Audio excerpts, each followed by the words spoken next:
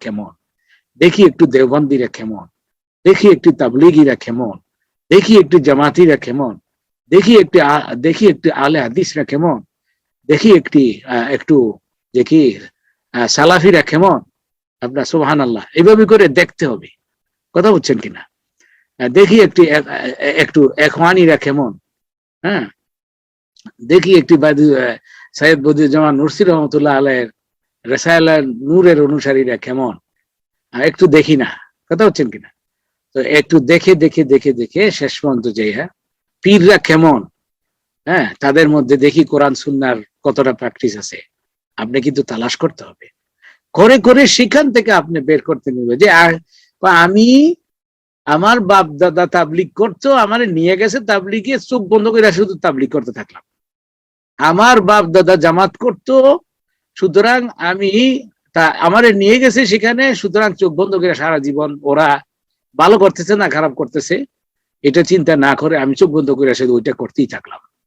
আমার বাপ দাদা কোনো একটা পীরের, মনে করেন ফুরফুরার পীরের মুরিদ, কিংবা জৈনপুরের পীরের মুরিদ, কিংবা আপনার শর্ষিনার পীরের মুরিদ, হ্যাঁ, আপনার কি বলে ওনাদের নাম কি, আপনার সুবহানাল্লাহ, আল্লাহ ওনাকে জান্নাতুল ফেরদৌস নসিব করুক, হ্যাঁ, চরমনায়ের পীর সাহেব, ফজলুল করিম রহমতুল্লাহ আলাইহি সাহেব। তো দেখি না ওনারা আসলে কি কোরআন হাদিস মোতাবেক কিনা। যদি একজন মানুষ, তিনি আমির হন, তিনি নেতা হন, তিনি ওস্তাদ হন, যেইটাই হন না কেন, পীর শব্দটা আমি অ্যাভয়েড করলাম এখানে। যদি তিনি বা তারা আপনাকে আল্লাহর কোরআনের দিকে ডাকে, রাসূলুল্লাহ সাল্লাল্লাহু আলাইহি ওয়াসাল্লামের সুন্নাহর দিকে ডাকে, আমার আপনার দায়িত্ব হচ্ছে তাদেরকে মানা, তাদের কথা শোনা এবং তাদের সাথে থাকা এবং সে অনুযায়ী আমল করা। আর জন্ম থেকে আপনি বড় হয়েছেন, এমন কোন মানুষকে দেখেছেন, এমন কোন দলকে দেখেছেন, এমন কোন সংগঠনকে দেখেছেন তারা মনে হয়েছে ভালো, কিন্তু দেখা গেল যে কোরআন মোতাবেক বলছে না, আপনাকে আল্লাহর আদেশের বিপরীতে কথা বলছে, হ্যাঁ, আপনার রাসূল সাল্লাল্লাহু আলাইহি ওয়াসাল্লামের দেখানো পথের বিপরীতে আপনাকে তাগাদা দিচ্ছে, আপনি তখন কি করতে হবে? তাদেরকে ছেড়ে দিতে হবে, তাদের সঙ্গ ছেড়ে দিতে হবে।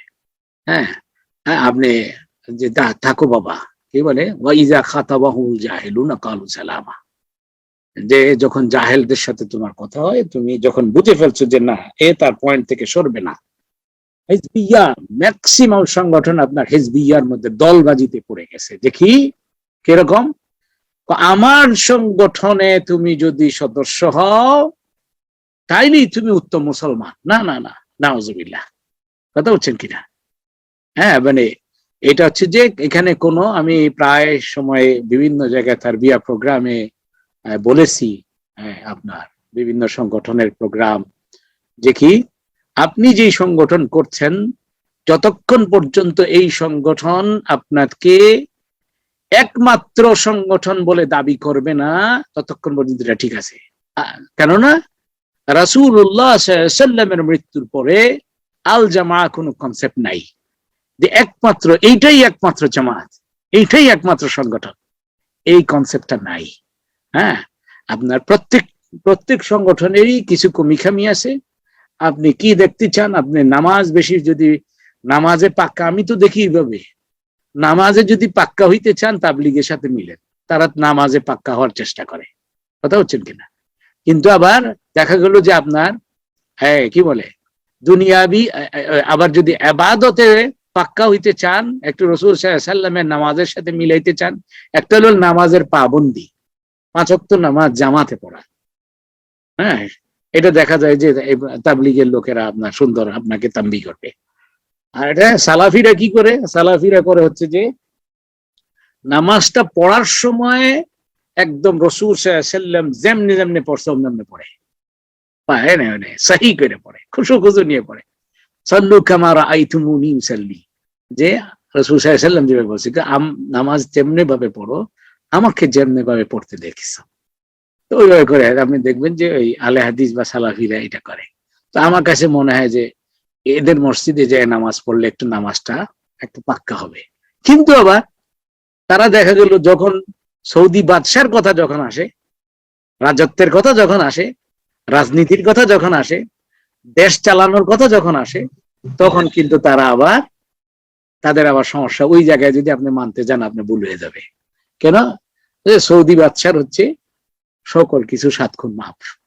এনিওয়ে, এই আলোচনা আসলে একদিন আলাদাভাবে বোধহয় করা দরকার, যে আপনি কাদেরকে মানবেন, কখন মানবেন, নির্দিষ্ট একটা সংগঠনকে মানবেন, হ্যাঁ, আপনি কি অন্ধ আনুগত্য করবেন, না চোখ কান খোলা করে আনুগত্য করবেন।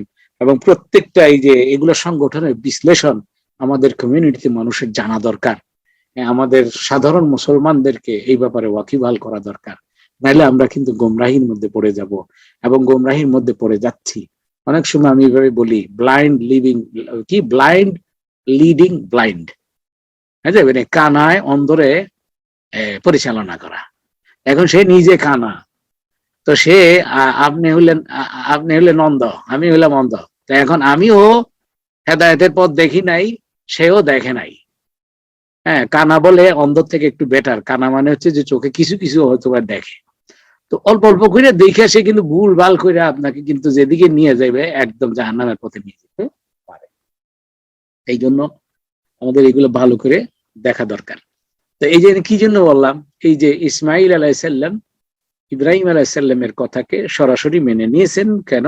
ওই যে যুক্তি হলো একটা, আল্লাহ বলেছেন বলে। এরপরে আমার মনে হয় যে শেষ করে দেওয়া দরকার।